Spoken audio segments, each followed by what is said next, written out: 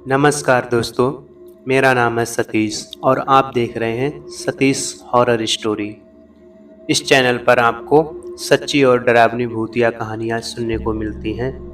तो अगर आपको ऐसे ही वीडियोज़ देखना पसंद है, तो हमारे चैनल को सब्सक्राइब करना ना भूलें, ताकि आने वाली वीडियो का नोटिफिकेशन सबसे पहले आप तक पहुँचे। तो हेडफोन लगा लें और कमरे की लाइट्स ऑफ कर लें, क्योंकि अब शुरू हो रही है हमारी ये अगली हॉरर स्टोरी।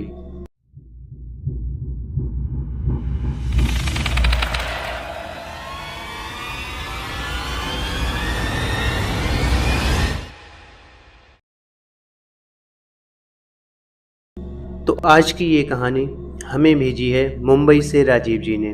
तो राजीव जी, आपका बहुत बहुत धन्यवाद। तो ये राजीव जी की कहानी हम उन्हीं की पॉइंट ऑफ व्यू से सुनते हैं। नमस्कार दोस्तों, मेरा नाम राजीव है। आज जिस घटना को मैं आप लोगों के साथ शेयर कर रहा हूँ, वो मेरे साथ अब से 2 साल पहले घटी थी, जब मेरी नई नई शादी हुई थी।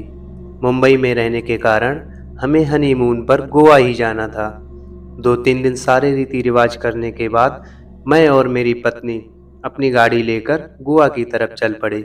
हम लोगों ने नेशनल हाईवे 66 पकड़ा, जिसे पहले 17 कहा जाता था। मैंने पहले भी कई बेतुकी घटनाओं के बारे में सुना था, जो लोगों के साथ इस हाईवे पर हो चुकी थी। इस हाईवे पर भूतिया घटनाएं भी होती थी, लेकिन मैं इन बातों पर यकीन नहीं करता था। इसलिए मैं अपनी गाड़ी लेकर दोपहर का खाना घर पर ही खाकर निकल पड़ा। यह सफ़र लगभग 600 किलोमीटर का था, जिसमें 10 से 12 घंटे तो आराम से लग जाते। ये हाईवे मुंबई से गोवा होता हुआ कन्याकुमारी तक जाता है। इस रोड की सभी तारीफ करते हैं, इसी के साथ इसकी भूतिया घटनाएं भी सुनाते हैं। मुझे 7 घंटे हो चुके थे ड्राइव करते हुए, तभी रात शुरू हो गई। मैं भी ड्राइव करके थक चुका था, तो हम लोगों ने रास्ते में रुकना ठीक नहीं समझा, इसीलिए किसी रेस्टोरेंट को ढूंढने लगे। कुछ और आगे बढ़कर हमें एक रेस्टोरेंट मिल ही गया और हम वहीं रुक गए। तभी हम और हमारी पत्नी दोनों यहाँ कुछ नया खाने की सोच रहे थे। हमने वेटर से पूछा कि यहाँ की सबसे खास डिश कौन सी है। तभी वेटर हमें बताता है कि यहाँ की सबसे खास डिश चिकन कबाब है।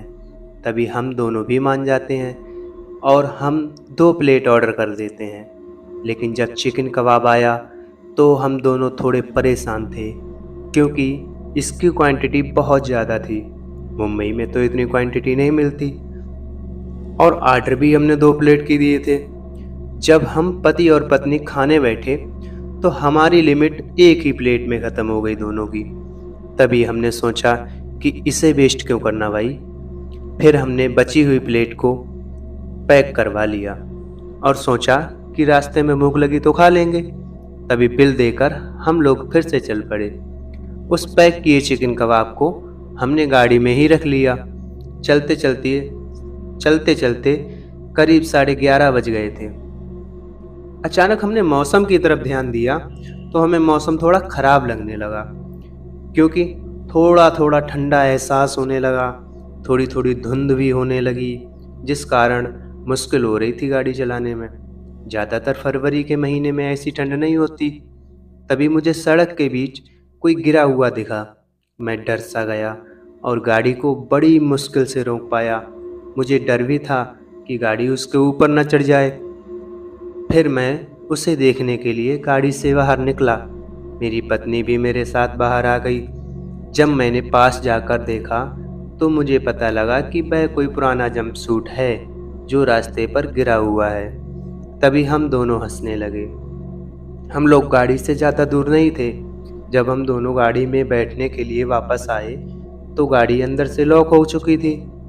हम दोनों बहुत हैरान कि भाई, गाड़ी को तो हम खुला ही छोड़ के गए, फिर ये गाड़ी अपने आप लॉक कैसे हो सकती है। अभी हम दोनों गाड़ी के बाहर बीच रोड पर खड़े थे। अब इतनी रात को गाड़ी खोलने वाला भी हमें कोई नहीं मिल सकता, इसलिए मैंने एक पत्थर उठाया और साइड वाली खिड़की का कांच तोड़ दिया और हाथ को अंदर डालकर लॉक को खोला और पत्थर को पीछे फेंकने के लिए थोड़ा सा पीछे हटा था। उतने में मेरी पत्नी गाड़ी के अंदर बैठ गई। वह जैसे ही गाड़ी के अंदर बैठती है, उसे ऐसा लगता है कि उसके मुँह को कोई खरोंच रहा है। वह दर्द के कारण जल्दी से बाहर आ जाती है और ये सब मुझे बताती है। तभी मैंने गाड़ी के अंदर बैठकर देखा, मुझे गाड़ी के अंदर तो कोई नहीं दिखा, लेकिन ऐसा एहसास हुआ कि मेरे मुँह पर भी कोई खरोंच रहा है।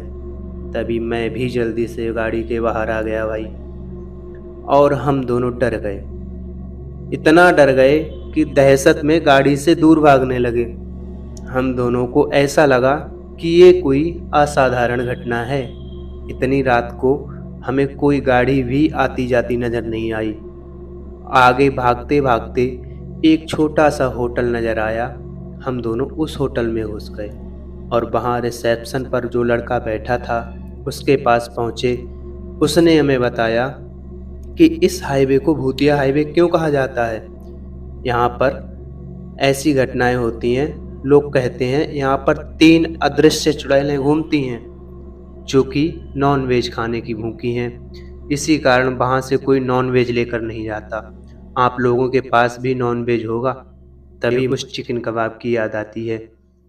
तब रिसेप्शन पर बैठा लड़का कहने लगा कि आप लोग आज रात यहीं रुक जाओ। तब मैं और मेरी पत्नी उस रात उसी होटल में रुक जाते हैं। अगले दिन जब हम होटल वालों को साथ में लेकर कार के पास पहुँचे तो हम हैरान हो गए।